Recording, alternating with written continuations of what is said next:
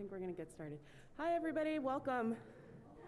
Thank you so much for joining us this Friday afternoon for a roundtable that we're very hybrid right now, but we think we have it all the tech up and running and slick. We're convening today to have a conversation around imagining environmentally just futures. And to get us set up and introduced, I'm going to turn things over to our chair on the screen, Simi Kong. Simi, will you unmute yourself? And I'm actually going to stop. Yeah. Let's see. How do I make you big? I think you might just have to speak. I'm okay to not being big. Okay. But thank you, first off, Amy, for coordinating all of us in space. It means the world that you're able to make this accessible for those of us who could not be there. So I wanted to first just name that today we are convening in so-called New Orleans, which is Chitimacha, Homa, and Choctaw land. The city known as New Orleans was originally named and is still called Bulbancha, or the place of many tongues in Choctaw. This meeting of land and the Mississippi, the internal artery of North America, was a space of exchange for many indigenous people, including Atakapa, Caddo, Choctaw, Homa, Natchez, and Tunica nations, and remains a central site of engagement and exchange with North America and Africa, the Caribbean, the Atlantic, and elsewhere. So I wanted to introduce all of our wonderful speakers today in the order that we'll be presenting. So 3 of us will be presenting via video and then be able to discuss afterward. So the first is Lisa Sunny Park, who is a professor of Asian American Studies with affiliations in sociology and feminist studies at the University of California, Santa Barbara. Park's interdisciplinary research focuses on environmental justice, healthcare, and the politics of migration. She is the author of 4 books, including The Slums of Aspen, Immigrants versus the Environment on America's Eden, co-authored with David Pello, which received the Outstanding Book Award for the American Sociological Association's Environment and Technology section in 2014. She also serves as co-editor of the book series Asian American Experience at the University of Illinois Press and is co-editor-in-chief of the Journal of Asian American Studies. Next is Olivia Quintanilla, who is a UC President's Postdoctoral Fellow with the Environmental Studies Department at UC Santa Barbara. She earned her PhD from the Department of Ethnic Studies at UC San Diego. Olivia's family is from Guam, and she's used her academic opportunities as a Chamorro scholar to research the unique histories and futures of Pacific Island life. She is interested in environmental justice issues concerning the ocean, climate justice, and studies impacts of militarization to Indigenous lives and futures. She currently serves on the board of the directors for Chamorro Hands and Education Links Unity, CHELU, at San Diego, California. I'm up next. My name is Simi Kong. I am an assistant professor in gender studies at the University of Victoria, which is situated on unceded traditional Lekwungen land and is still stewarded by Songhees, Esquimalt, and Wasanish communities in so-called British Columbia, Canada. My work centers Asian American collaborative resistance as a site for imagining environmentally and economically just futures in Southeast Louisiana. I'm currently a rising resident at a studio in the woods, which is just around the river bend from Bulbancha, and I'm excited to be co-editing a special environmental justice issue of the Journal of Asian American Studies with Dr. Park coming up soon. Our next speaker will be Amy Bong, an associate professor of gender and women's studies at Pomona College. Her 2018 book, Migrant Futures, Decolonizing Speculation in Financial Times, addresses the significant material consequences of narrating futurity, from the financial speculation of the 1% to speculative fiction by writers of color. Her current project, Settler Environmentalism and Pacific Resurgence, offers a critical analysis of environmental laws, settler colonial history, and provides examples of alternative models of planetary accountability that highlight ongoing Native Pacific environmental movements. And our final presenter today will be Julie Z, who is a professor of American Studies, at UC Davis. She has written 3 books, most recently Environmental Justice in a Moment of Danger with UC Press, edited Sustainability and Social Justice with NYU Press, and has written over 60 articles and book chapters on environmental justice, the environmental humanities, geography, and public policy. She collaborates with environmental scientists, engineers, social scientists, and community-based organizers in California and New York. I just want to name that I feel so lucky that you all agreed to be in conversation. And yeah, I'm just incredibly thankful and looking forward to the talk we get to have. So thank you so Amy, much for organizing us, Simi. I really appreciate it. And for those lovely introductions, we're going to get things started. I hope you will bear with us with a little bit of technical hijinks. We tried to be as obedient as possible and not do live streaming. So our participants did pre-recorded things that I tried to plunk into the PowerPoint. So I'm going to attempt to now play those for you with Dr. Lisa Park's video first. Hi. Recording in progress. Thanks for this opportunity to share some of my early ideas for a new research project that brings together environmental justice scholarship and ethnic studies. Today, I want to outline just a few questions and some thoughts. And I want to start by talking a bit about where this project stems from. And it actually begins in 2011 with the publication of Slums of Aspen, Immigrants versus Environment in America's Eden. I, along with my co-author David Pello, documented how in 1999 and 2000, the city of Aspen and the county of Pitkin, Colorado, both passed resolutions calling for the federal government to increase the militarization of the US-Mexico border to reduce migration from Latin America as a way to protect the government or the environment of this very wealthy tourist destination. This is despite the fact that Aspen, like so many towns and cities across the United States, rely heavily on immigrant labor to fuel their economy. In our analysis, we argued against this nativist environmental construction of the problem and showed how environment and environmentalism serves as a convenient rationale for anti-immigrant initiatives, particularly those focused on immigrant reproduction or what nativists are calling overpopulation. Instead, we argued that it is in fact environmental privilege that was the central problem. We define environmental privilege as the exercise of economic, political, and cultural power that some groups enjoy, which enables them exclusive access to coveted environmental amenities, such as forests, parks, mountains, rivers, coastal property, open lands, and elite neighborhoods. In our study, we illustrated how environmental privileges accrue to the few, while environmental burdens confront the many, including lack of access to clean water, land, air, and open spaces.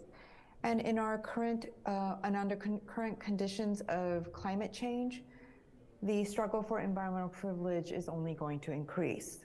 So which leads then on to the current project, which focuses on some of the latest iterations of environmental privilege within the context of impending and dramatic societal transformations due to climate change. And one such example is high-tech migration in search of environmental sanctuaries, which I view as yet another problematic and short-sighted techno-fix. Here, I'm bringing together the concept of environmental privilege from Slums of Aspen to an even earlier study of environmental injustice, immigrant workers, and the high-tech global economy in the Silicon Valley of Dreams, which was published in 2002. Now, we began that study by noting that while Silicon Valley is typically lauded as the engine of the high-tech global economy and a generator of wealth for millions, it is also home to some of the most toxic industries in the nation, perhaps the world. Next to the nuclear industry, the production of electronics and computer components contaminates the air, land, water, and human bodies with a nearly unrivaled intensity. High-tech has always been fraught with contradiction, and today these social cleavages have only increased. And for the purpose of today's talk, I want to touch now just a bit on New Zealand real estate, luxury bunkers, yachts, and maybe even Elon Musk's colonial space venture. First, to state the obvious, migration by some populations is considered troubling and threatening, while mobilities by others, right, are celebrated and encouraged. For instance, the figure of the climate refugee induces apocalyptic narratives of millions of unruly and destitute masses. In such a narrative, the problem of climate change easily translates into a security crisis of migration from the global south to the global north nations. And under these conditions, it is no wonder that xenophobic responses arise, which forestall emancipatory and democratic solutions to climate-induced migration. Instead, we begin to institute increasingly authoritarian policies in the name of national security. Second, in the midst of this apocalyptic frenzy, another kind of climate migrant starts to take shape. Some of the wealthiest individuals in the world have been quietly, and some not so quietly, preparing their own private refuge from climate change and other global catastrophes. For instance, Peter Thiel, the billionaire venture capitalist, has purchased 477 acres in New Zealand in 2015 and had actually received legal citizenship 4 years prior to that, despite having spent less than 12 days in the country up to that point. In fact, his New Zealand citizenship was conferred in a private ceremony at a consulate office in Santa Monica, California. For the wealthy, stockpiling vacation homes and applying for additional passports to other countries not only generates passive income in the short term, but also provides an escape during the civilizational collapse. Ishan Wang, former CEO of Reddit and an early Facebook employee, explained that the tech preppers do not necessarily think a collapse is likely. They consider it a remote event, but one with a very severe downside. So given how much money they have, spending a fraction of their net worth to hedge against this is a logical thing to do. And Reid Hoffman, a co-founder of LinkedIn, estimates that 50+% of Silicon Valley's billionaires have purchased semi-isolated property in the United States and around the world as apocalypse insurance. And just for your visual pleasure, here's one company that advertises their bunkers. And from the outside, it looks like your regular, everyday old bomb shelter, but the inside is advertised as this. Now, this is an artistic rendering, so who knows if it's actually true, but this is what they're selling: community swimming pool and the bedroom. Now, this sense of greater ecological instability apparently leads to greater efforts to maintain particular privatized places as pristine spaces untouched by global turmoil. These actions are then justified as morally legitimate by evoking a narrative of rescue, conjuring images of environmentalists as protectors of our natural world. So let me just conclude by stating some basic, but I think fundamental questions that are driving this project, which includes: 1, what does sanctuary actually look like? 2, what is a climate refugee? And 3, what can our understanding of race, racialization, as well as settler colonialism tell us about our environmental future? So I'll end there. Thanks for your time, and I look forward to our conversation.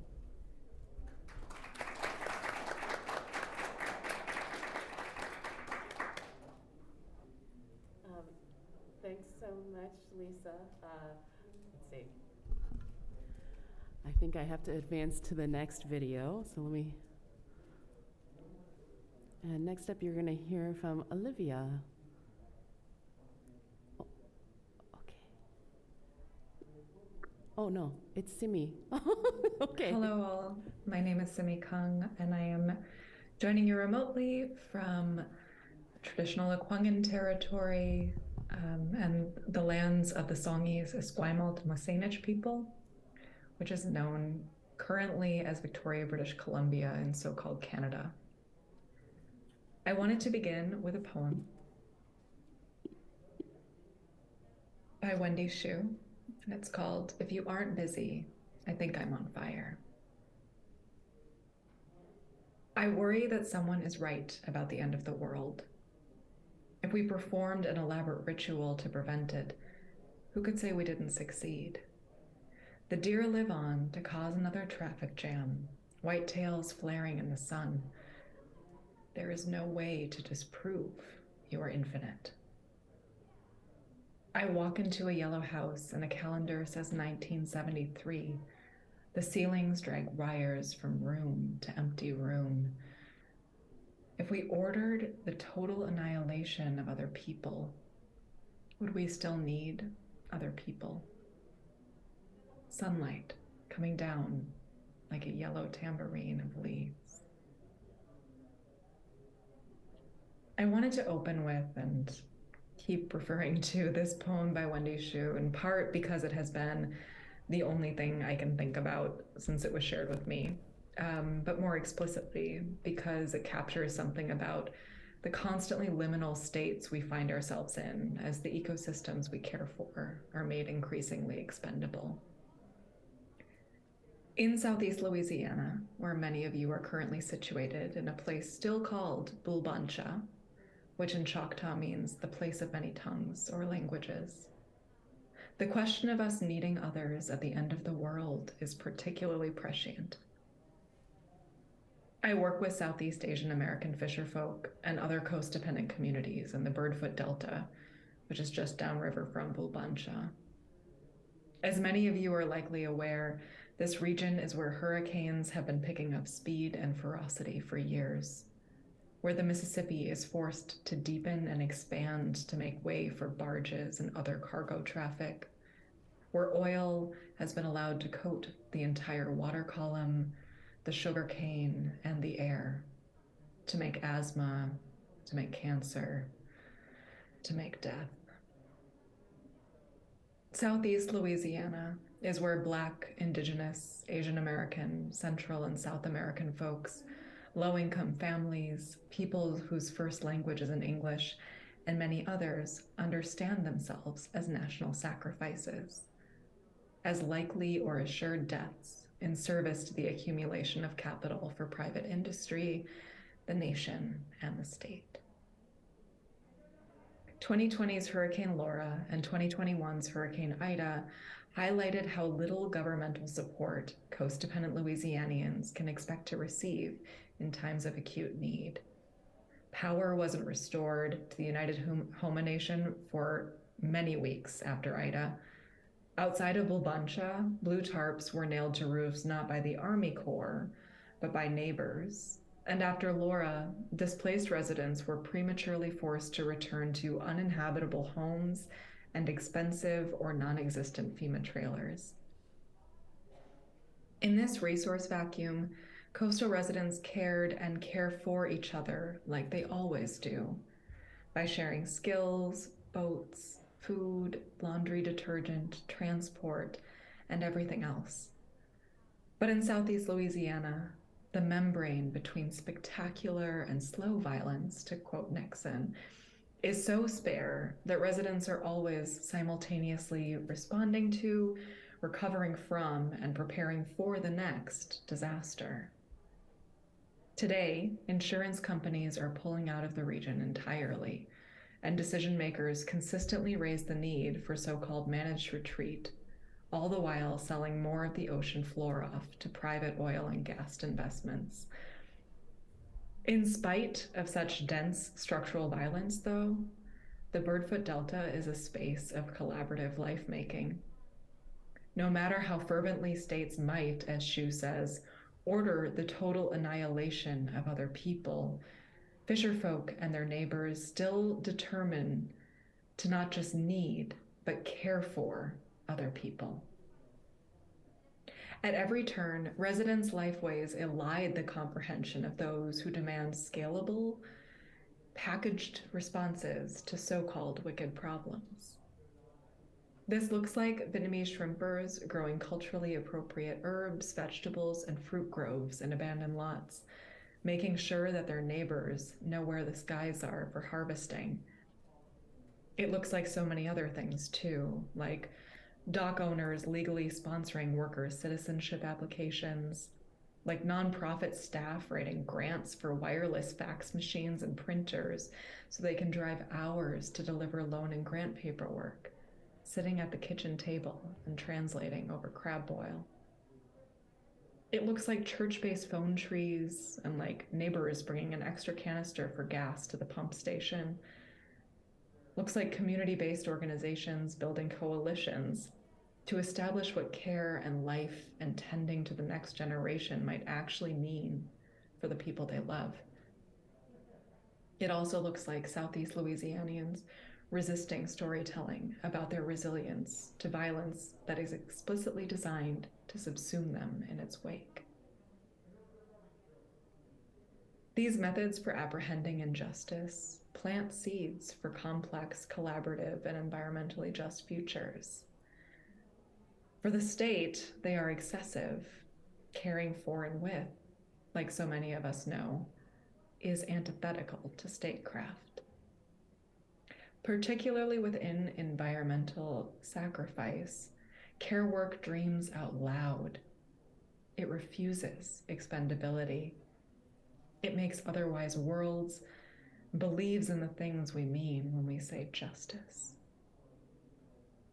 So in closing, and to return to Shu, the collaborative life-making that coast-dependent residents do where you are in Southeast Louisiana is a form of holding collective, complex hope in the face of every external sacrifice mandate.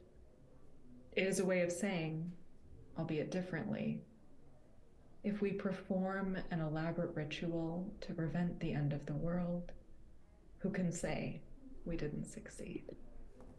Thank you.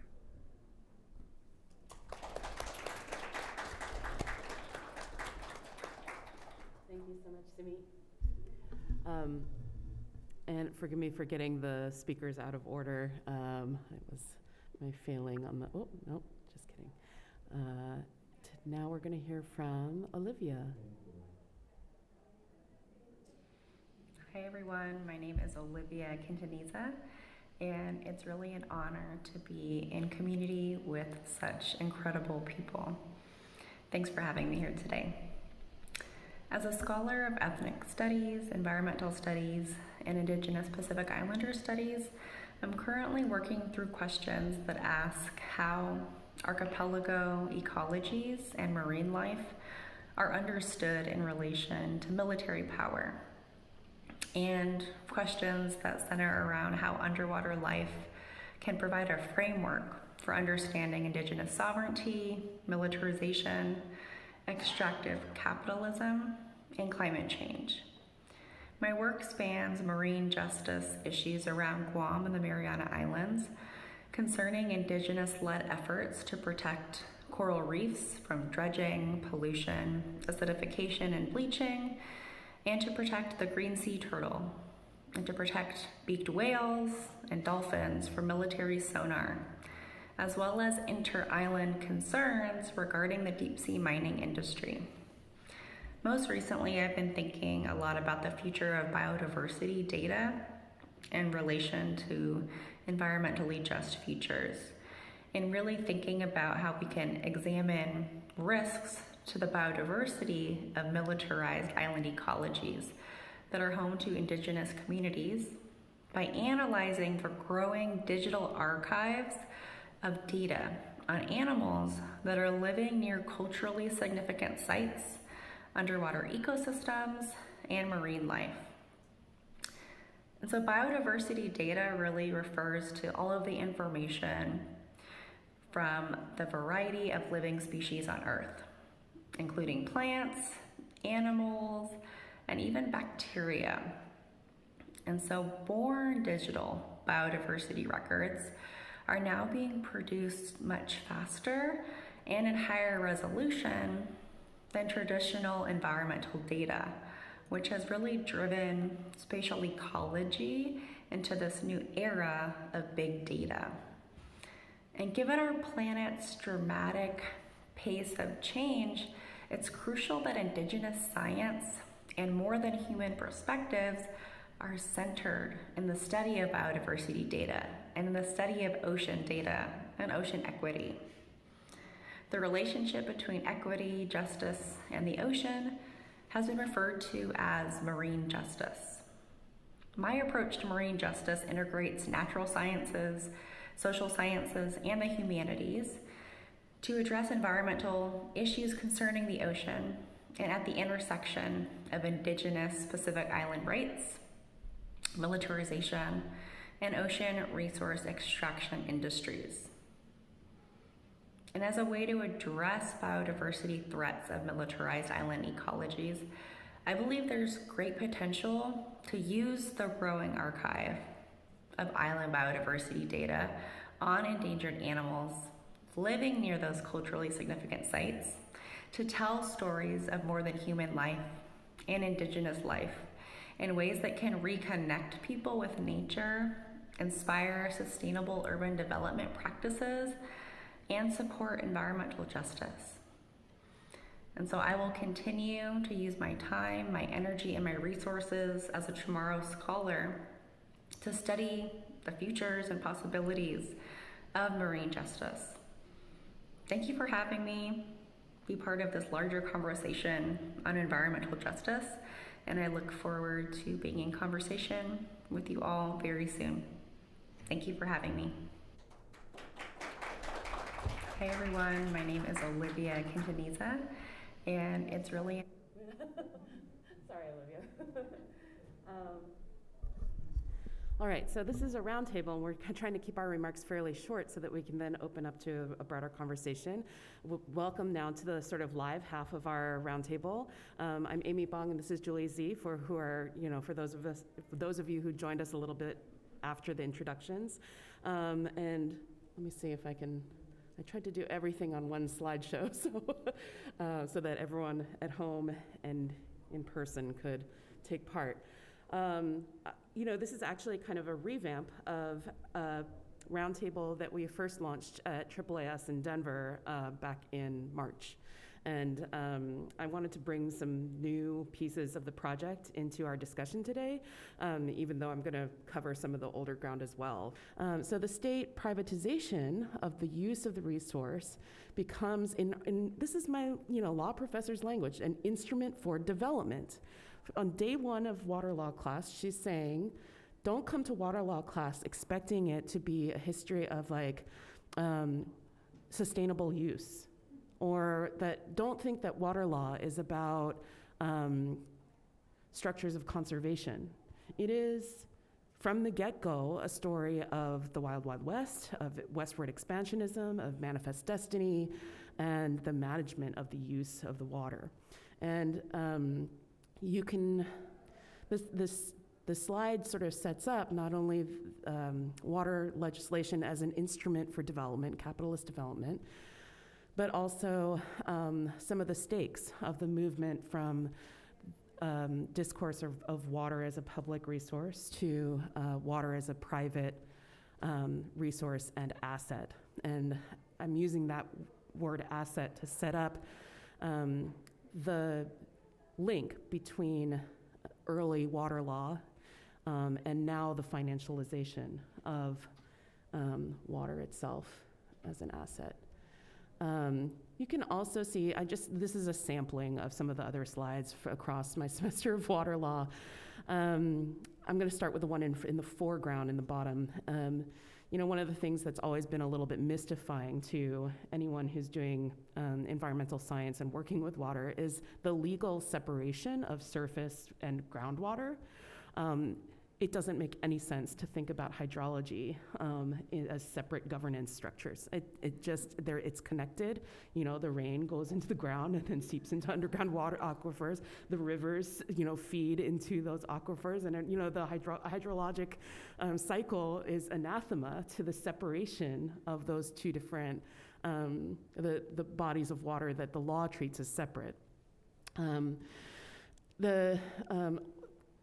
One of the things that really governs, especially Western water law. So water law really it develops separately regionally. So in the east of the Mississippi, I mean, currently we're in Louisiana, New Orleans, where it's probably one of the wettest places in the continental United States on Turtle Island. I hail from the Western United States.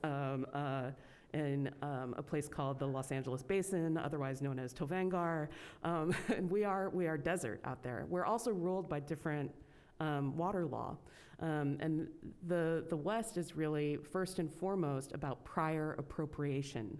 The prior appropriation doctrine is first. Oh wait, hold on. I should bring up my actual talk at this point. Oh my gosh. I've been just speaking off the cuff this whole time, and I forgot I had notes. Okay. So prior appropriation is basically like first in time, first in right. So if you get there first, then it's your water. You have the priority of the right to that water.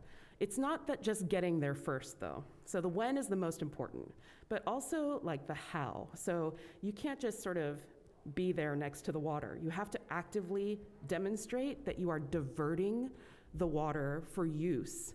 And in the earliest moments of development of settler colonialism, the diversion of water was to feed livestock and water fields, mostly of alfalfa and other grasses to feed the cattle, et cetera. There was some like diversion of water from the streams to like for home use and whatnot, but you can see that yoking the right to water access to the development of the West produces a structure that is inherently like a settler environmental legal structure. So, you know, that story was pretty quickly told to me and confirmed. And in fact, what was useful though was digging into some of the details, which is that a lot of that early water law, prior appropriation, was based on like fairly informal like miners and squatters law and customs. And therefore, like it was, there's a very specific tradition of who's out there and imagining having a right to that water. But what I was interested in also is how that kind of informal set of customs scaffolds on top of earlier doctrines that, you know, Indigenous legal scholars such as like Robert Miller has really called attention to, which is, you know, all of the doctrine of discovery stuff. So I think the doctrine of discovery, which is, you know, part of the earliest structures of European justification of settlement of the Americas, is the prior moment, even before early water law and environmental law, that establishes a system of rights to own land. But what's interesting is I'm now going to kind of fast forward for you in time to the contemporary moment. And so you might have caught, if you were following water law at all, and you might have caught wind of a pretty incendiary story, inflammatory story coming out of Arizona. And the headlines basically say, Arizona has just sold its water to Saudi Arabia. And it's true to a certain extent. Arizona is leasing farmland to a Saudi water company called Fondomonte, which is exporting the alfalfa hay that they grow with that water in Arizona to feed its livestock back in Saudi Arabia. Saudi Arabia, where the water table has almost been entirely depleted due to overdraft. The state land department of Arizona began leasing land to Fondomonte at just $25 per acre per year, and basically gave the Saudi corporation unrestricted pumping rights. The story gets complicated because, as you might imagine, the story is inflammatory in part because it's appealing to a political base in Arizona that is reacting against sort of being owned by foreign companies. To complicate the story, though, there are lots of other investors who have their sites on and who are buying up farmlands, already irrigated farmlands, in order to own the water attached to them. So there are, for example, there are two big companies out west one is the Vidler Water Company, another one is Water Asset Management. I mean, think about all the names of all the hedge funds you know, right? Water Asset Management is basically a hedge fund for water as the asset. So you have all these companies that are housed under an umbrella LLC called Greenstone, if you want to kind of like chase that research rabbit hole. They currently own about 9,000 acres in La Paz, Pinal, and Yuma County. These are thousands of acres of irrigated farmland in Arizona, but they also have assets in California, Colorado, Idaho, Nevada, and New Mexico. And the intent is to transfer water from rural farmlands to suburban housing developments around Phoenix. And it's targeting so the really tricky part is that these asset management companies are targeting farmlands that could make their irrigation systems up to 70% more efficient. So it's being built, sort of being marketed and hyped as water transfer couched in the trappings of water conservation. So it's while obfuscating the reallocation to suburban development part. So it's sort of like saying, big farms, big ag, you need to start conserving water more. You can do it, therefore we're gonna invest in these water transfers, but it's gonna feed these suburban developments. So these are very colloquially known as like buy and dry markets, buying up the farmland and drying them out to produce the transfer of water rights. It's a story about the privatization of water, not to be confused with the story of the financialization of water, which is sort of the final turn I want to make in my last few seconds. So there is now a California water futures market. It opened in late 2020 when the Chicago Mercantile Exchange launched the NASDAQ Veles California Water Index Futures Market. And it basically allows, through a series of algorithms and very what's it called? Secretive price indexes. It allows for owners to hedge against future. So, okay, it's hard to discuss financialization in like 2 seconds. But imagine that a farm owner is facing a future of water stress conditions, of drought, right? And so let's say that Farmer John is going to lose money on failed crops due to drought. So he can offset those losses by then investing in the future price of water, which has nothing to do with actual physical water at all. It's about a price point. So you're kind of making a bet on how much, whether the price is going to go up and down. And based on how that pans out, even if he loses money on the drought affected crops, he's going to win some profit because he knew that the price of water will have gone up from a period of water shortage. And then, so this is the really extra wrinkle, he can then use that money to purchase physical water back from a water management company like the Water Asset Management. So what does that mean in terms of environmental justice? There are some farmers in Arizona who are really upset about foreign investors and Wall Street moving in and buying up their land for irrigation and drying it out.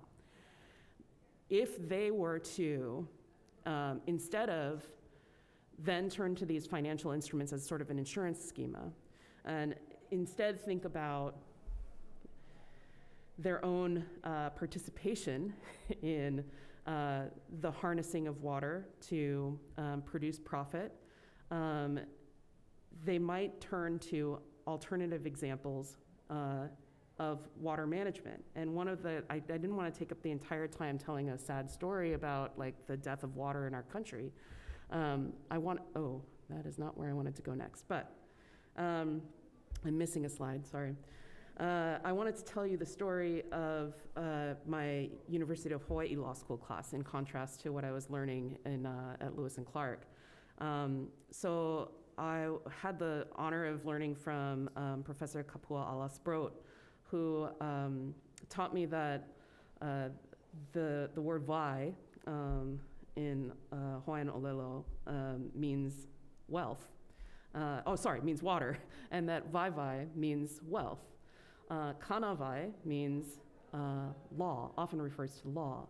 So it's interesting to kind of bridge those three concepts in a really elemental way. And actually in her article, Vai through Kana vai, Professor Sproat is citing examples of how Kanaka Maoli are banding together with environmental groups and others to utilize, this is her language, utilize existing legal tools to return diverted flows to their streams and communities of origin as plantation agriculture comes to a close, for example, in Maui.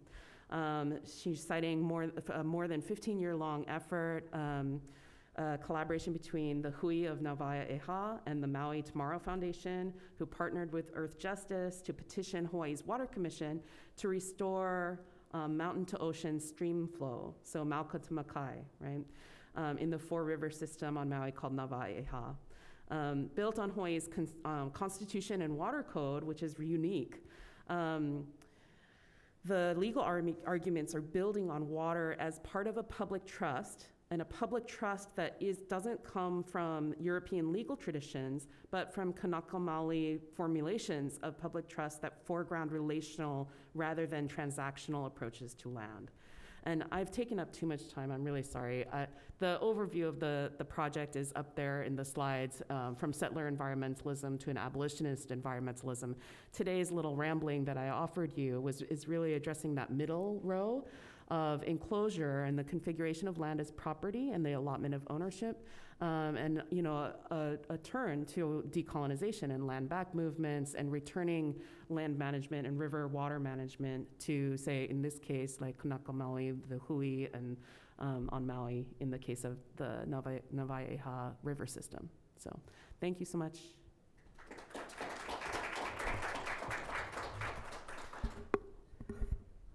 Julie. Thank you. It is hilarious to me that you're apologizing for your talk not being well formulated, because I slept 2.5 hours yesterday, so I'm barely awake, and in my coherence level is very low. Yeah. And it was supposed to be a roundtable, but now there are talks, and I'm like stressed out about this, and I'm too tired to do the cleanup work of doing themes and all that kind of stuff. So I apologize in advance. I do think that I did hear a lot of the papers talk about, without using the word, a kind of dystopia and a utopia. What Olufemi Taiwo and his collaborators call, we're at this kind of crossroads, and he says between climate apartheid or climate reparations, And so I think, to get us towards thinking about environmentally just futures, not just the dystopian, rich, horrific, future of what climate change will do if things are not changed by social movements and people everywhere. I want to just think about some of the work that I've been doing recently around some of these issues. And I can't remember,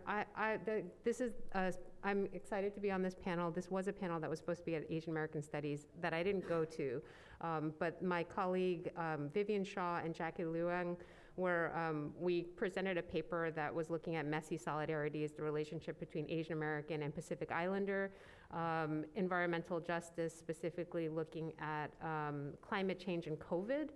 And we were looking at how they're sort of co-produced crises.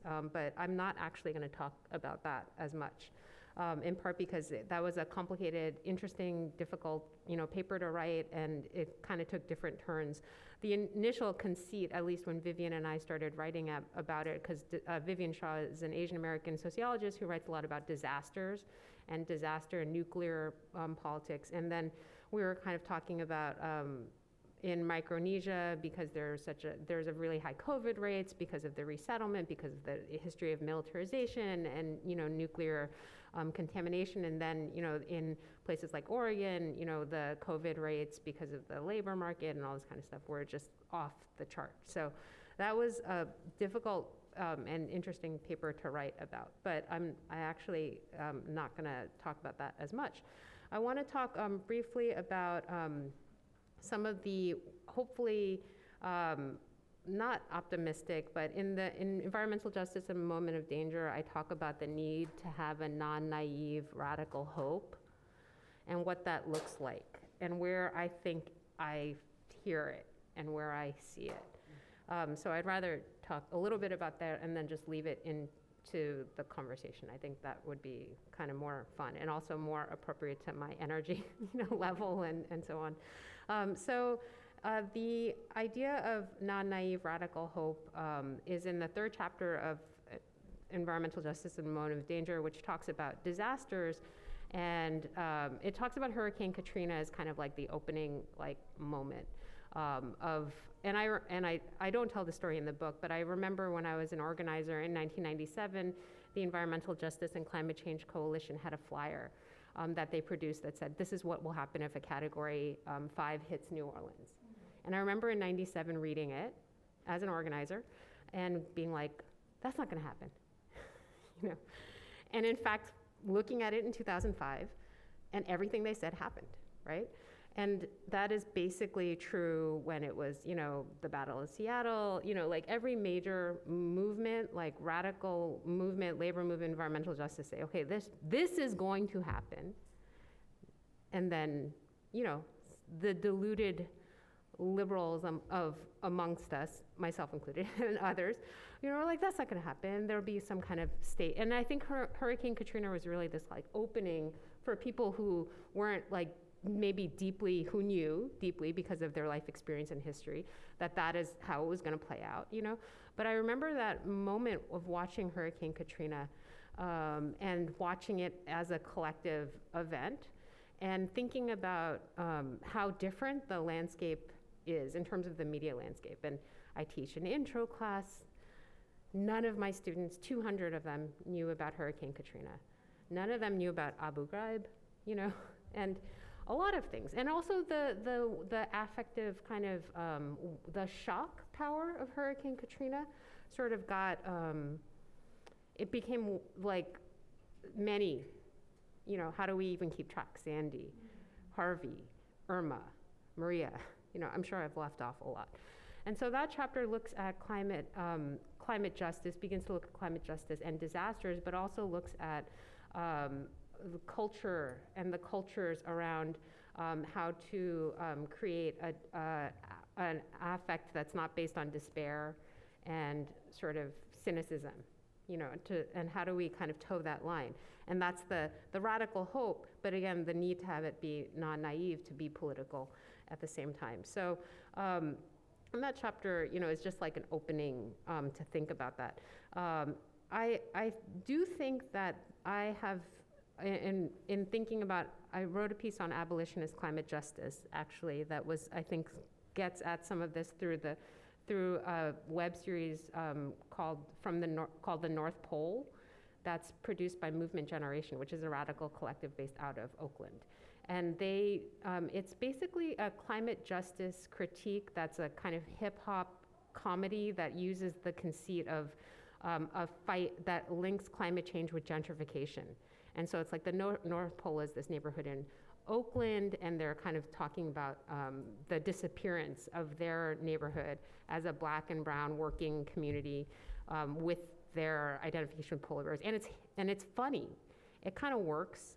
It still works for a lot of folks. And I think I talked about abolitionist climate justice and movement generation because I think what they're trying to do is create a culture around non-naive radical hope, and the culture that is often hip-hop inflected. It's kind of youth-based, satirical, embodied by folks like Dallas Goldtooth, who's a very prominent organizer with the Indigenous Environmental Network, but also he is a comedian with an all-Indigenous comedy group called the 1491s. And so I think if, you follow like Twitter and, climate justice and youth organizing, there is a lot of culture of non-naive radical hope and climate justice. And so, I think that there a lot of that is happening on the ground. It's happening in the realm of cultural production. And, I think I really admire the work, and I think of folks like Movement Generation, and I really, always plug their Just Transition framework. If you're not familiar with it, I think it's really important, both as a political document, but as a vision document, of what that environmentally just future looks like. And their critique of extraction, not just of oil, but of land, labor, care, and everything. And I think if we look around, we will see nascent stories and voices that are trying to create the culture of an abolitionist, counter-hegemonic view of what a future looks like, that is very much based on youth, Black and Indigenous collective solidarity. And it sounds beautiful, and it is funny, and it is hopeful, and very, very radical. So I'll just end it there, and hopefully we'll just have more of a conversation. Thank you.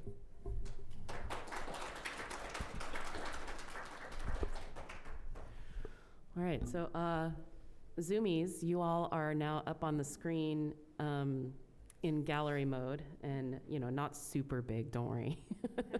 But I'm gonna turn the screen around here to point the camera to the audience, and we're gonna sort of open it up to more the conversation side of our afternoon. And I mean, I know that felt a little bit like a little more formal talk, and could feel a little bit more like a formal Q&A, but so I mean, I really want to invite anyone, including our Zoom panelists or whatever, to just kick us off with something. It doesn't have to be the best formulated question, or it can be a comment or just a thought.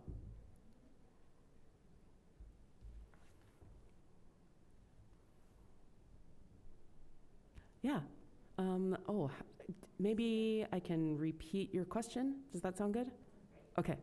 I want to know more about joy and the role of joy in all of these projects, including abolitionist environmentalism, which I think is linked to this sort of way you're thinking Yeah. about non-naive hope, and joy and pleasure, and I'm thinking as well about some of the critiques of mainstream environmentalism, like Nicole Seymour sort of like called embracing your rhetoric that it can't be and pushed back, but also then how that looks different when you're sort of thinking about the most vulnerable communities in the center. So yeah, I'll leave it at that. I'm just excited to hear more about where joy fits in. Friends on Zoom, did you guys hear that at all? A little bit? Oh, really? That's great. So we want to hear more about joy and where we see it. And maybe that dovetails with Julie's formulation of non-naive, radical hope. I thought immediately of Julian Agon's joy. He's Julian, whose work I first came to know through Olivia's work, actually. Julian is the author, most recently, of No Country for the Eight-Spot Butterfly. And it's a collection of essays, primarily about Guam, which is his homeland. And he's the founder of Blue Ocean Law, and has been a human rights and environmental activist since starting that firm at age 26 or something like that, right out of law school at UH. He was also one of my law school professors. And I recently invited him to present and speak from that book of essays. And it was staggering how much joy there was, despite so many stories of long legacies of U.S. militarism and its, its occupation of Guam and the environmental harms that it is continuing to perpetrate most recently in the form of like a totally unnecessary missile firing range located on the bluffs above one of the most, not only ecologically rich, but culturally rich places of the island on the north shore of Litikian. And Olivia, I mean, I know that you could probably speak more to other sites of joy in the Guahan context. So I would love to toss it over to you, but I was struck by Julian's response to, talking to a group of undergrads who were very much experiencing like climate change depression and like really grappling with like, how do I wake up every morning and go? His response was like, create joy by like doing the work. If you just like get out of the quagmire and start connecting to people and start doing something and taking action, there's so much joy to be had in the connections that you can find. Yeah, I can build off of that, Amy. I love that you brought up Julian again as well, because I was pulling up a quote of his that Nice. I was thinking of when I heard this question. So I wanted to just read a quick little paragraph, and I think the last part of it really speaks to this question of joy, but also thinking about beauty and all of the everyday life-making and possibilities that come from doing this kind of really important work. So also speaking to the work on biodiversity that I was talking about in my video. So on May 26, 2022, the Center for Biological Diversity, Blue Ocean Law, and Protect Lituxan notified the U.S. Navy and U.S. Fish and Wildlife Service that they intend to sue to stop the ongoing construction of a machine gun range and the relocation of 5,000 U.S. Marines to Guam. These activities jeopardize the survival of 15 endangered species, including the Guam kingfisher and the Mariana eight-spot butterfly that Amy just mentioned. And in their press release, Julian said that this is one of those rare occasions when the law can be powerful, can be called upon to serve the interests of the most vulnerable. It's not just biodiversity we are protecting, it's beauty too. Beauty is our birthright, and we are duty bound to protect it. And so I like that quote because it's, again, highlighting the intention to do this work, not just for biodiversity or these other really important areas, but for beauty, right? Just for our pleasure to enjoy our island and to make memories with our family members, our communities, and also that plays into joy, right? So I think Julian is with us here in spirit in this conversation and really inspiring a lot of my work because I am trying to analyze these environmental impact statements or different ways of collecting environmental data, but trying to center questions of beauty and joy and pleasure and leisure as well, and creating new memories. So I really appreciate that question. I think that speaks to a lot of the central questions of my work. So thank you. Yeah, just on that point, there's this quote. I use a lot of poetry and songs. I opened Environmental Justice and Moment of Danger with Stevie Wonder's Saturn. It really talks about, I'm Sorry to Bother You, that Boots Riley film. But my colleague, Elizabeth Yampierre, who's an organizer I've worked with since I was 22, she talks about this. She's like, our movements have to move people. They have to be joyful. They have to be something that people want to show up to and have fun. It's not like about more technocratic, like people talking policy around a table. Like that's not going to be a social movement. Like having more people of color who being middle class and, doing this work it's fine. It might be necessary. Maybe it's not necessary. Who knows? But you have to like really want, and this goes, back to Robin Kelly and Freedom Dreams, like social movements have to want to be a thing that you want to show up to. You feel like it's important. You feel like there's a connection, and it can't just be like reading like about or experiencing all the violence and the death and the decay, all of that stuff, because how is that going to be, nourishing? So Elizabeth says the movements have to look like us, they have to sound like us, there have to be old people, young people, the food has to be good, there has to be better dancing, Yes. People have to be bright, like like brightly colored and, like wearing whatever they want, so climate justice, like their climate justice youth work, and they do a summit every year, like has a fashion show, I mean, it doesn't like look like, it's not pragmatic, but that's the thing that brings the teens like back, to make it, like the art is a huge part of it, learning how to do like, like to sew and, to make the world that they want to be in, I've been looking at Amy's screen because I think it's beautiful, the screenshot of it. That's why I think she's like, why do you keep on looking at my screen? And I'm like, because it's pretty.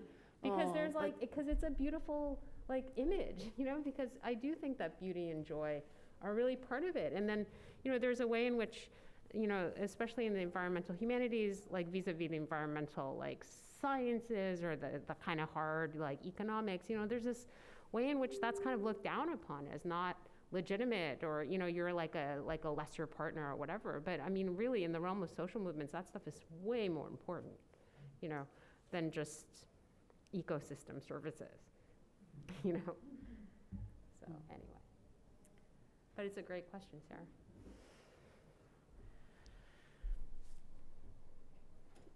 Yeah, I can kind of try to speak to that next, perhaps. I am always concerned that I am only giving the doom and gloom, whether in class or in the work. And so I tried to reorient this time a little bit and name some of the really beautiful things that go on in the communities that I work with.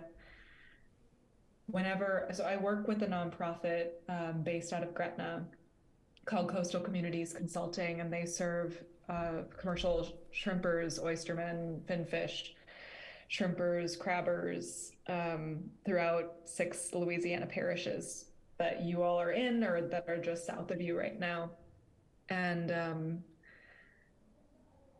we do really hard work. We do translation support when the government doesn't actually make anything linguistically accessible. We do getting folks healthcare access, getting folks loans and grants when the hurricane comes. But we also, like, that all looks like relationship building. And I think, Julie, to your point, like, this is all deeply relational work.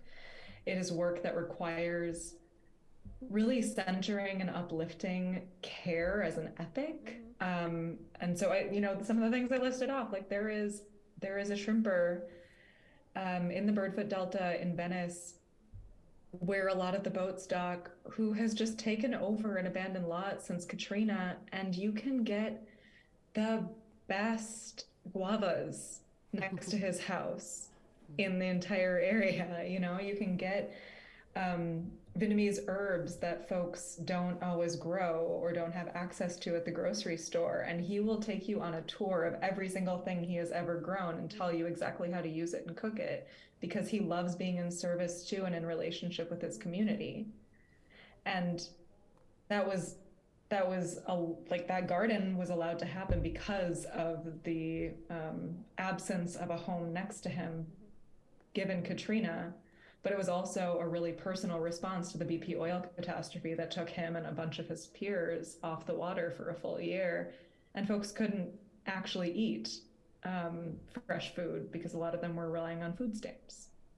So, right, like this is deeply relational work. And I think oftentimes when we talk about environmental injustice or environmental justice, the scale feels impossible to comprehend or to feel like we can actually actionably engage in. And to all your points too about the young people, right? Like they want to understand how to be in different relationship. I'm teaching an EJ class right now, and we read Kimmerer on moss this week. That's good. And I had students crying about how incredible moss is in my class, because they actually were thinking about moss as with whom to make kin instead of simply a thing that grows nearby. So I guess my answer is joy is in the relating, in spite of, and the relating because of. Yep. No, I agree totally, Simi. This is Amy again.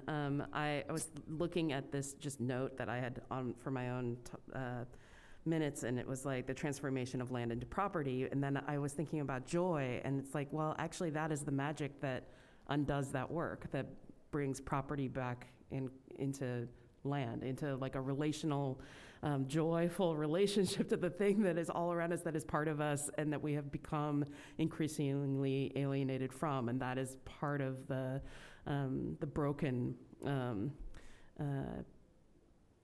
piece that we're trying to recuperate, is the spike that I think capitalist relation to land as property drove into as a wedge between us. There's a question from the floor. Daniel, do you want to say? This is just like a water question. Oh, sure. Water question.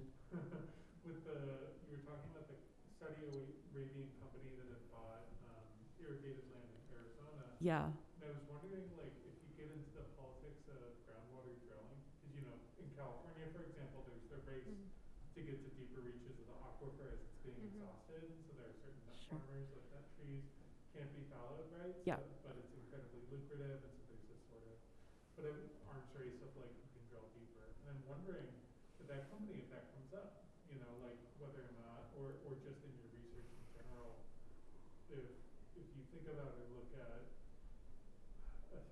I mean, yeah, just the financial aspects of like reaching deeper reaches of the aquifer. Yeah. Because that is, I mean, in some ways it almost feels like it is a common potential property, but not yet propertized until it's reached by. Yeah. I mean, there are several other people on this panel who can help me respond to this question, but I will just say the thing that I'm most immediately thought of is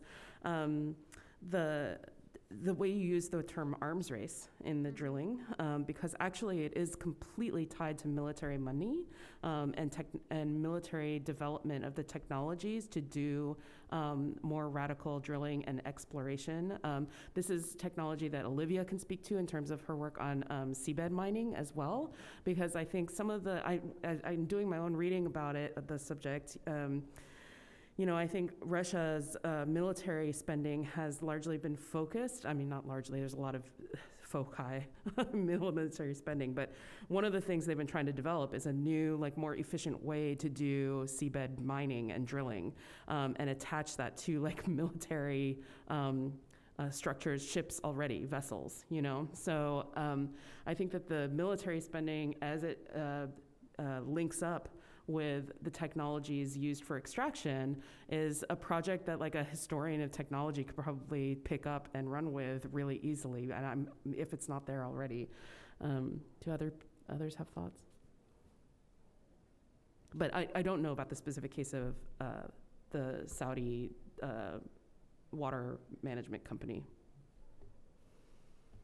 It's interesting because I was asked to be on the Delta Science Commission, which governs the Delta in California, which is a huge, complicated, you know, California and water politics is a huge, it's you know, it's everything in California.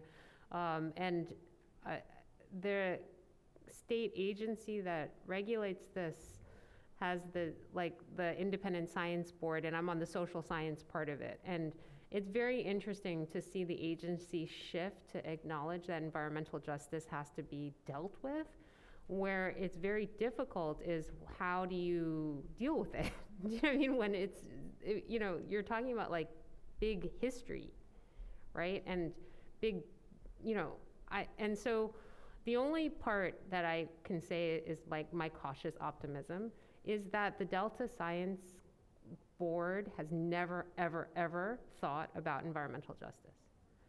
And so now that they do, and they're struggling, which is not surprising, right? But I'm also like, okay, well, you know, there's still, like what time scale are you working on here, right? You're changing an agency that has thought of the Delta and the water in a certain way in a context of California's, you know, history and the development of land and water and all that kind of stuff. And so it's not going to change overnight, you know what I mean? But that, you know, and a lot of this is very recent, you know, but at least in California, there's agency recognition that the state had a role in creating injustices and some kind of role in thinking about how to deal with it. And that's not easy.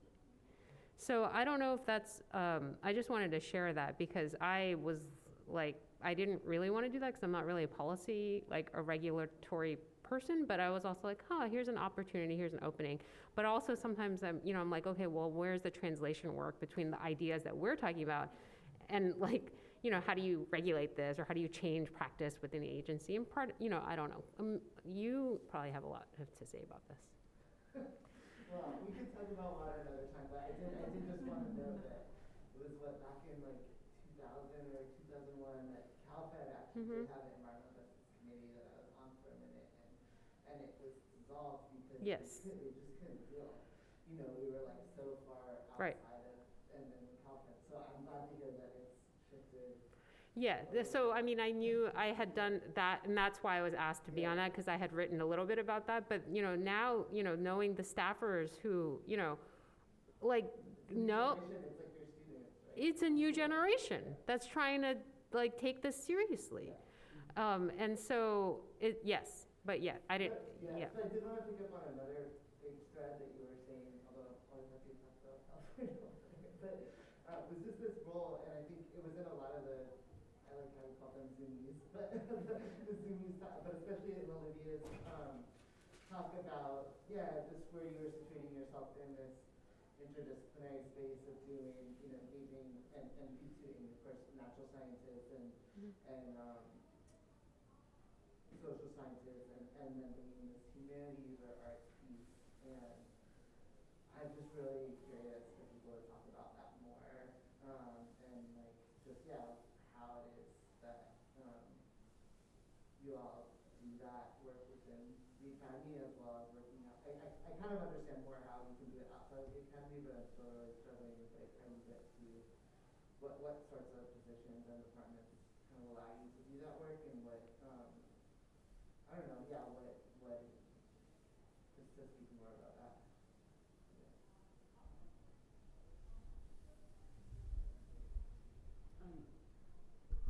Do you guys need that repeated, the question? Yes. Okay, so I think, Olivia, we are inviting you to speak a little bit more, and anyone really, about how we do interdisciplinary work within our departments, within the academy. Of course, like it can happen beyond the academy, but how are we situating ourselves and opening up spaces where we can bring questions of like artistic practice together with like talking to physical scientists and critical legal studies and like all these different areas of study. How are they coming together? How is it possible? And to give you a little bit of time to stall, I'm just going to answer from my positionality in gender and women's studies program. It is very much freeing. My first position on the tenure track was in an English department.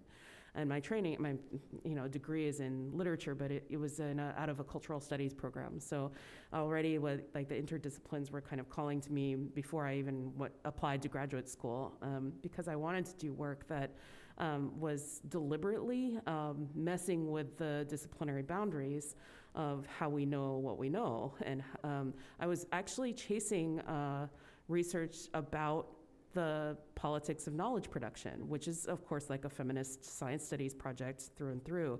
I think some of my earliest mentors who put me on this path really come from that field of feminist science studies. And so I was picking up methodological range from my dissertation advisor, Shelley Strebe, who's a 19th century Americanist who knows how to work archives, right? But was also interested in science fiction. And so we were thinking about speculation together. I was learning some like hardcore feminist Marxism from Lisa Lowe. And the path that I ended up taking in the research was always supported by my mentors. And I was very lucky to feel as though I wasn't being disciplined and shut down and being told that I need to stick to close readings of texts and things like that, although that is very useful, even though I flubbed my close analysis of that image in the first slide, which I really wanted to go to. The whole setup for abolitionist environmentalism was about like the bars, right? I was supposed to talk about the barring of the river, and for me that was like signifying incarceration. And anyway, I was going to do that like fancy footwork, but their Q&A session did it kind of. But I would love to, the thing that I'm still working on that's scariest for me is talking to people. Even though I'm a very social creature and I believe in listening to the stories as like the place that you begin to do environmental justice work, I am not a trained ethnographer, and maybe that's a good thing. I don't know. I've been trying to learn a lot about like a critical orientation around having conversations with folks where the research question isn't guiding, the conversation, but you're really just there to listen and hear and allow that to shape what questions you're asking. So that was a long-winded question. Olivia, you're up. Yeah, such a great question. So for me, when I started my journey in academia or thinking about research, I didn't really pay attention to the disciplinary bounds because I didn't really come from that background. I saw things through my cultural lens. And so for me, thinking about environmental issues and environmental issues concerning the ocean and social movements and the conditions of our Indigenous communities who are on land, all of those things are connected for me and how I understand different conditions or concerns. So the interdisciplinary lens was really informed by the realities that I was hearing about from folks back home on island in Guam, and from hearing from family members and just really piecing together the different perspectives from their stories and their lens, and then using that as kind of a guidepost to figure out what information is needed then to get a bigger picture of these issues and to just really gain a deeper sense of understanding. And so when I was forming my dissertation committee, I invited someone from the Scripps Institute of Oceanography to be on my dissertation team. And so that was really helpful for me because I was then able to initiate a lot of conversations with marine biologists and folks who were doing work in the marine justice space, or not marine justice, sorry, marine biology space and studying coral reefs. And so I would invite them to read my dissertation chapters or to read things that I was working on.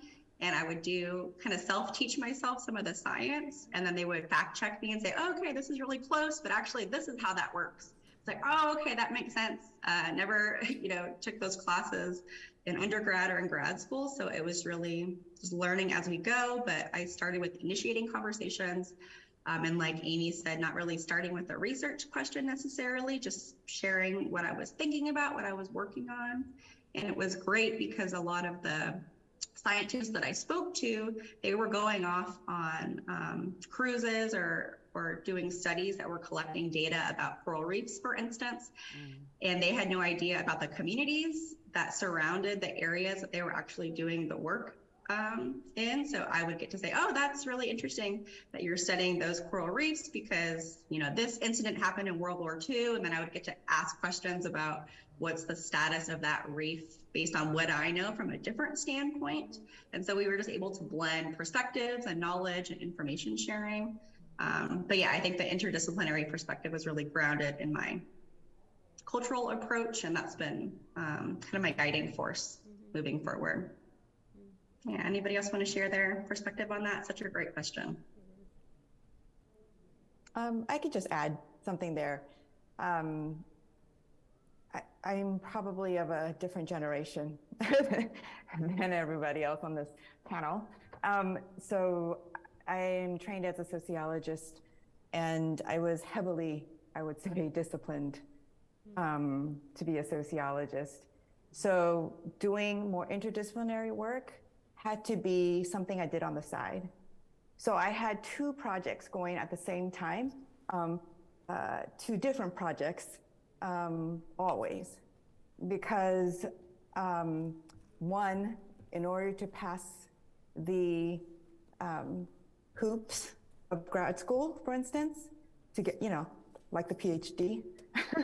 And not that I didn't like that project, but the one I knew that I had to shape it in a particular way, and it had to be recognized and understood to be coming from me. I had to make it legibly mine, and if I was doing an environmental project coming from me, I just had too much resistance. So I did it on the side. I did 2 projects at once. And then, and funny enough, the environmental justice project, that book came out first before my other project, because, it was just working in parallel. But I also learned that the environmental justice projects for me have almost always been collaborative. Mm-hmm.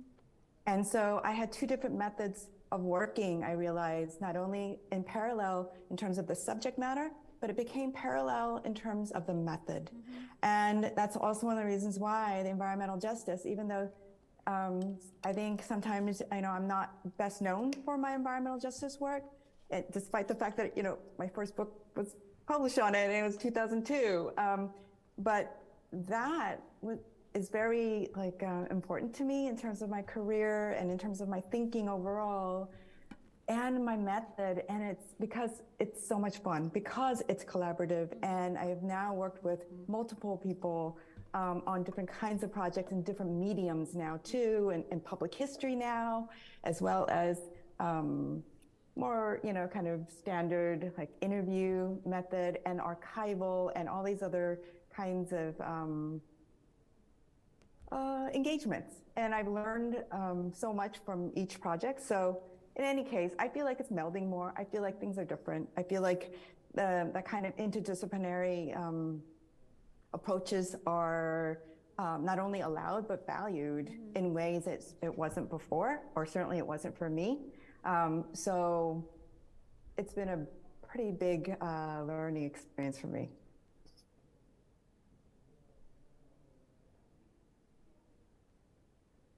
Oh, there's another question from the floor. Hi. Hi, Sarah. Yeah, thank you so much for all your comments and presentation. So environmental justice isn't really kind of like an area that I focus on, but I've learned a lot through students who I've been working with to write on these topics. And I guess the question I had was if folks have examples of ways in which Indigenous communities and Native folks' relationships to land, contentious relationships, and then settler and settler of color communities' relationships to those land spaces through labor or through other kinds of experiences have provided spaces for dialogue, conversation, coalition, solidarity that you all have seen in your work or in other spaces. But I guess I'm just kind of, if there's examples or moments that you all are seeing in the communities and the spaces that you're working in. So yeah, the question is really asking us to share, reflect on any examples we've come across in our engagement and research with coalitional forces doing environmental justice across settler and Indigenous Native communities who are working together across contexts to restore relations to land and create a kind of kinship with across communities of difference, I think is part of the question. No? Yes? Yeah? Okay. I'm doing my best to translate across this sound gap. Does anyone want to respond first?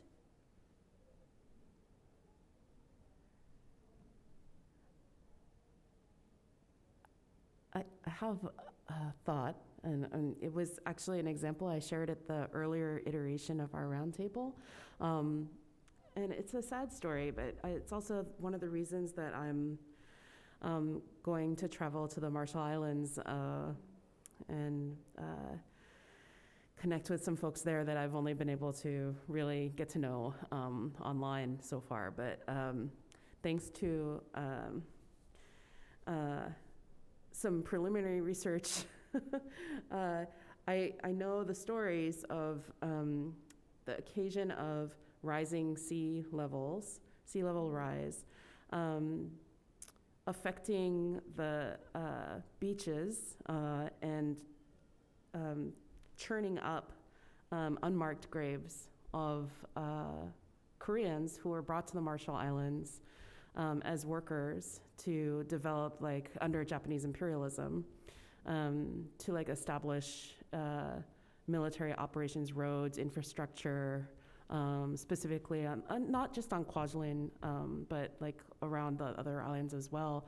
And there are just some stories, I feel like, that have been lost about Korean diasporic movements under Japanese imperialism across the Pacific that bring my story as a Korean American into conjunction with the stories of people who also are experiencing land displacement, and not only from sea level rise, but from the many centuries of and layers of colonization and military occupation in the Pacific Islands. So I'm interested to like think about that relationship to Asian Americanness and the Pacific. My co-thinker, Hi'ile Hobart, came up with this term diasporic grief as the answer to what Asian American studies could offer Indigenous studies as like a form of reciprocal, like, intellectual sharing, because Asian American studies has obviously learned so much from Indigenous studies. What is the reciprocal relation between? That's sort of where our conversations began, and I think that there is some interesting work to be shared across those contexts that will help us build a future that refuses to keep like asking for inclusion and folding into the settler state, and instead help us build like a different world that is more equitable and just and like redistributive of resources, that prioritizes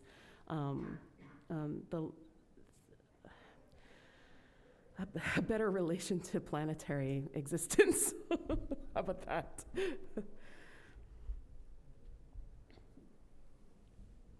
Do others want to add? I'm happy to talk about that in the context of my work in South Louisiana. The nonprofit that I work with, I'm sort of their working coastal person and engage in policy conversations pretty regularly, do the vetting of the environmental impact statements and all sorts of other state produced knowledge around what it means for land to be lost and then what it means for land to be restored. And the responses to land loss in Louisiana are differently harmful than the land loss itself. But the land loss, right, so the state of Louisiana loses about a regulation NFL football field of land every 100 minutes. And that is in part because of subsidence and how the land functions as marsh, but it's also exacerbated by oil and gas exploration and the amount of oil stands in the Gulf. The first people who are harmed by that land loss are Indigenous folks who were pushed to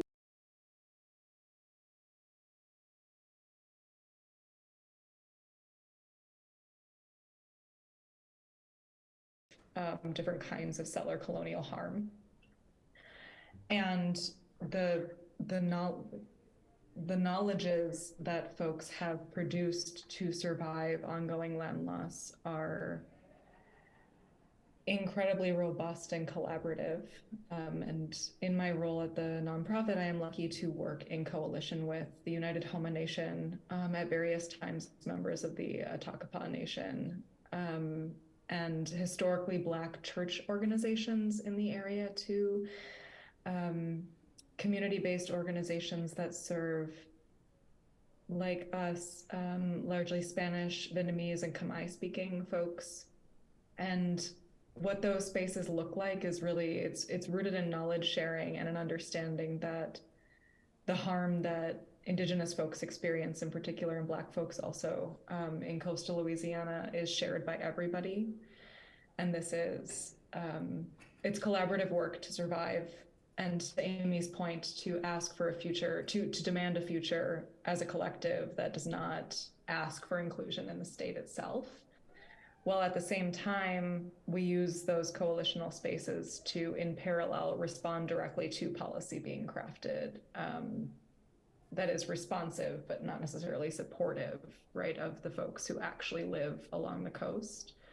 A great deal of restoration policy in Louisiana is meant to preserve oil, shipping, private land ownership, and tourism revenue, not necessarily the communities that we work with. So I feel very, very lucky in that we get to create collaborative spaces that honor the fact that the way that Louisiana functions environmentally both first harms Indigenous folks, but also a lot of Indigenous communities are very willing to collaborate in co-producing different kinds of futures with the people that I work with and with other coalitions. I don't know if that was a very comprehensive answer, but it's the one I have right now.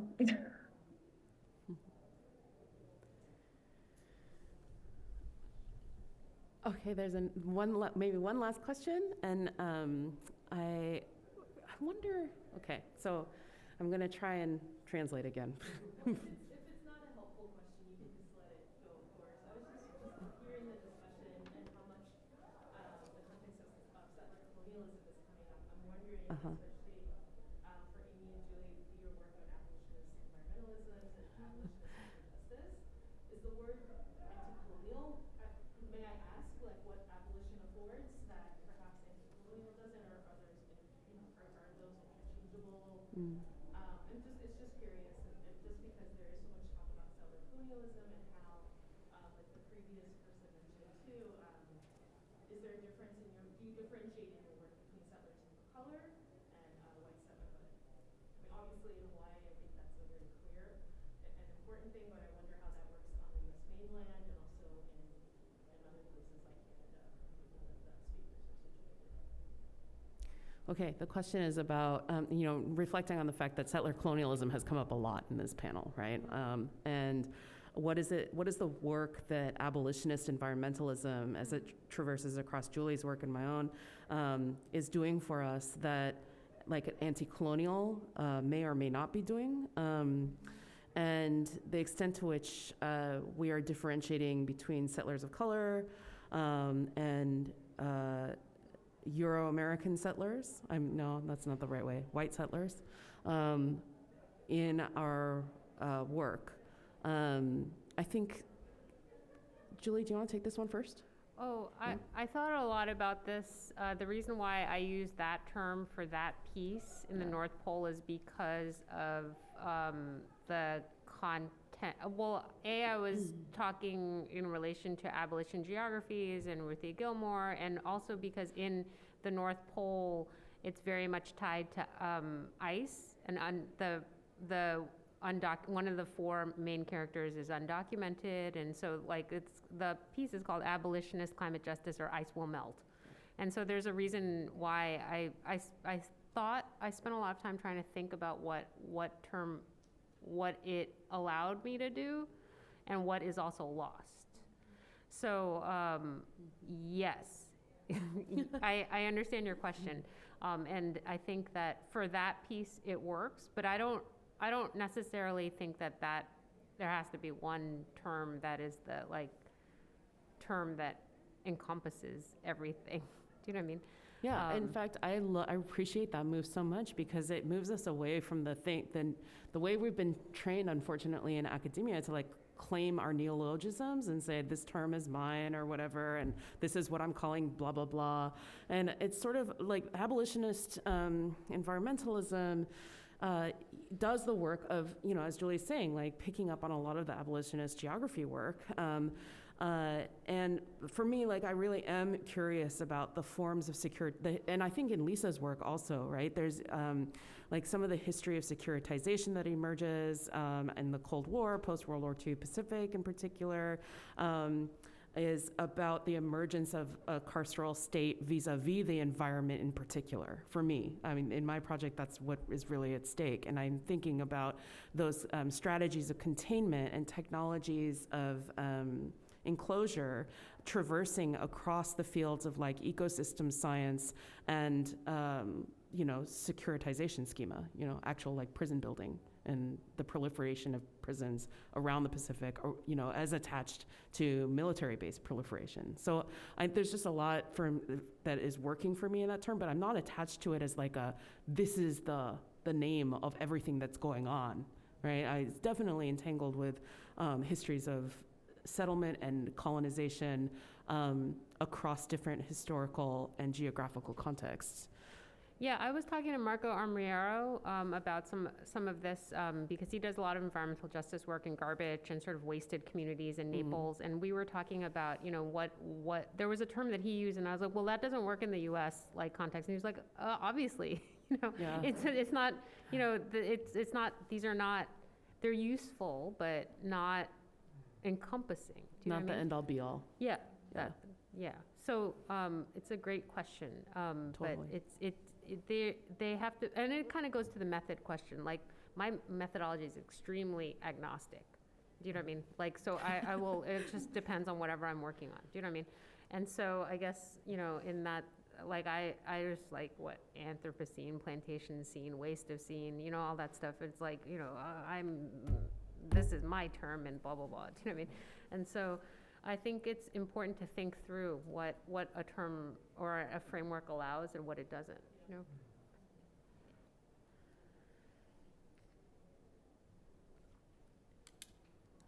We're at the end of our time, right? Yes. Yeah, we are. Thank you, Thank you. Simi. Okay. Yeah. Thank Our you chair. all so much. Well, Amy, you definitely de facto did it, so thank you. We collaborated. Yeah. Tag team chair. Thank you. Thank you all so much. Truly.